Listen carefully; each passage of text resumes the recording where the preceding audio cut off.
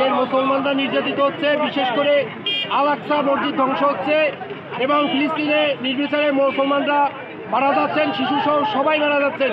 অথচ বৈশ্বিক মুসলিম নেতা চুপ কেন রয়েছে সেই জিনিসটা আমি বুঝতে পারতেছি না। তারা কেন আল জিহাদ ঘোষণা করতেছেন না? সারা বিশ্বের মুসলিম এক হয়ে যদি ইহুদিদের বিরুদ্ধে যুদ্ধ ঘোষণা করে তবে আল আকসা মসজিদ ইনশাআল্লাহ বিজয় লাভ করবে।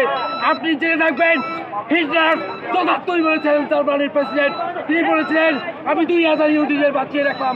সারা বিশ্বে দেখবে আজ সেই ইহুদিরা নির্বিচারে মুসলমানদের হত্যা করছে। নারে থাকবেন আল্লাহু আকবার, আমিরুনা সামিরুনা, আল জিহাদ আল জিহাদ।